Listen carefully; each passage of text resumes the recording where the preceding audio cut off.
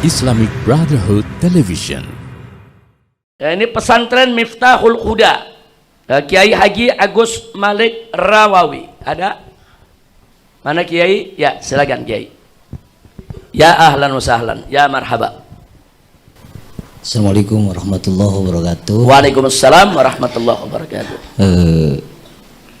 Saya adiknya Kiai Nonop. Kiai Nonop, ya ahlan wa sahlan. Bagaimana Kiai Nonop, sehat? Sehat, alhamdulillah.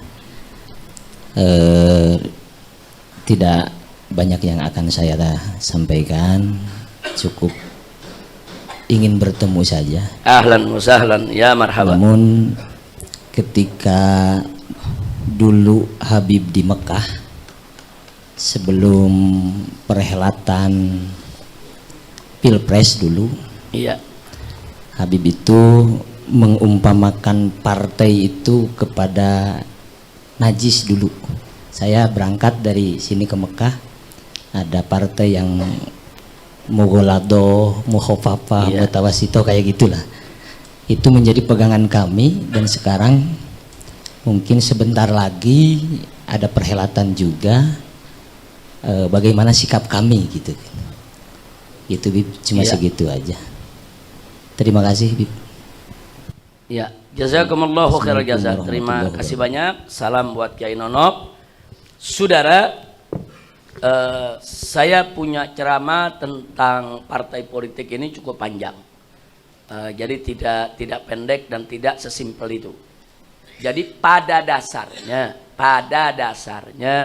saudara, bahwa politik itu pada dasarnya sangat diperlukan untuk mengatur kekuasaan dan pemerintahan dalam suatu negeri. Jadi ilmu, karena Islam sendiri punya ilmu politik, bukan tidak. Kalau kita bicara khilafah, itu ilmu politik. Kalau kita bicara nasbul khilafah atau nasbul khalifah, itu ilmu politik. Jadi kita tidak pernah mengharamkan politik. Hanya saja kalau politik itu dijalankan oleh orang-orang yang bertakwa dan menjalankan politik dengan iman dan takwa, maka politik itu akan manfaat untuk maslahat umat. Karena politik tersebut akan i'la kalimatillah. Silakan kita berpolitik, tidak ada problem. Tapi kalau politik itu dijalankan oleh orang-orang yang tidak beriman dan bertakwa, bahaya buat negara. Karena nanti kalau preman, koruptor, munafik, zindik, kafir, harbi yang memainkan politik, hancur kita umat Islam semua ya ikhwan. Nah, jadi itu dulu kita dasarnya. Nah, sekarang lalu bagaimana partai politiknya? Yang tergantung. Kalau partai politiknya itu memperjuangkan ajaran Allah, maka dia menjadi dulu kita ingatkan, dia menjadi Hizbullah. Dia menjadi partainya Allah. Tapi kalau partai politik tersebut ternyata mereka menentang syariat, menentang ajaran Islam, bahkan menghina-hina Islam, mengkerdilkan Islam, memusuhi Islam, itu dia menjadi hizbus syaitan. Dia menjadi partai setan. Nah, sekarang soal partai yang ada di Indonesia, ya nilai aja sendiri. Nah, jadi apakah lebih banyak Hizbullah atau banyak hizbus syaitannya? Nah, kalau banyak hizbus syaitannya, ya itu tadi, saudara. Artinya apa? Artinya yang ada di sekitar kita banyak najis. Tapi jangan menggeneralisir bahwa semuanya najis. Kira-kira jelas ya kawan ya. Jangan menggeneralisir semua najis. Nggak boleh kita takmim begitu, nggak boleh. Tapi kalau ada yang punya penilaian, oh menurut saya sekarang ini lebih banyak yang najis, itu kan hak dia untuk menilai. Kalau ada yang menilai sebaliknya, itu juga hak dia untuk menilai. Tapi kan masyarakat sudah cerdas, masyarakat bisa melihat lewat fakta dan realita. Saya rasa jelas itu. Nah, adapun ke depan, siapa yang mesti kita pilih nih dalam pilkada, dalam pilpres? Jadi calon pemimpin yang model bagaimana? Baik itu calon pemimpin sebagai kepala daerah atau kepala negara atau sebagai anggota dewan. Ini kan pemimpin semua. Maka singkat kita punya amanah, pilih orang baik yang ingin menegakkan kebaikan. Jadi kalau kita tahu, oh ini orang baik, dia tidak pendusta, tidak pengingkar janji, dia tidak penipu, dia bukan pengkhianat, dia bukan pembohong, dia bukan orang yang jahat, dia tidak memusuhi Islam, bahkan dia orang Islam yang taat, menjalankan Islam. Pilih, jangan ragu. Tapi kalau kita lihat calon pemimpinnya siapapun dia, mau dia calon presiden, mau dia calon kepala daerah, mau dia calon anggota dewan, kita lihat, oh dia suka film porno, ya jangan dipilih. Oh dia suka korupsi, ya jangan dipilih. Oh partai yang itu tuh musuh betul itu dengan ulama, ya jangan dipilih. Partai yang manapun tenggelamkan kalau partai-partai tersebut merugikan Islam dan umatnya. Saya rasa jelas ya. Jadi prinsip saya dari dulu nggak berubah. Jadi kita bukan melihat partainya atau orangnya, kita lihat kualitasnya. Nah kualitas partai itu terhadap Islam bagaimana? Kualitas calon itu terhadap Islam bagaimana? Nah jadi saya berharap insya Allah di Pilpres yang akan datang umat ini ditawarkan untuk memilih orang-orang yang baik.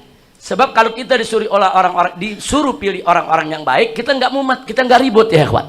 Milih yang ini bagus, milih yang itu bagus, milih yang ini baik. Umat nggak ribut di bawah. Nah, cuman yang jadi masalah, seringkali terjadi di kita punya negeri, begitu masuk pemilihan pemimpin, kita disuruh pilih antara serigala sama buaya. Jangankan umat, kiai aja bingung. Pilih yang ini buaya, pilih yang ini saudara serigala.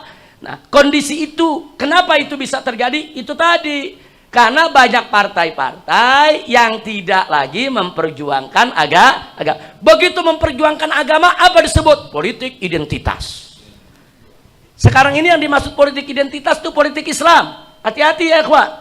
Mereka pura-pura aja politik identitas itu politik yang membawa identitas agama atau suku atau ini. Enggak. Yang dia maksud politik identitas adalah gerakan Islam.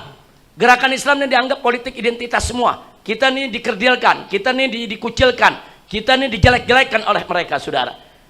Padahal politik identitas itu dulu justru dimainkan oleh para pejuang kita. Lihat Imam Bonjol berjuang pakai politik identitas. Dia pakai syariat Islam, saudara. Pakaiannya juga pakaian seorang ulama, dia lawan Belanda, itu politik identitas. Begitu juga Pangeran Diponegoro pada saat melawan Belanda, itu juga politik identitas. Nah, Pangeran Diponegoro kita lihat dong, pakai jubah, pakai imamah, dia ulama. Dia pakai baju ulamanya, saudara. Berarti politik identitas. Saudara, siapa nggak pakai politik identitas ya, kawan?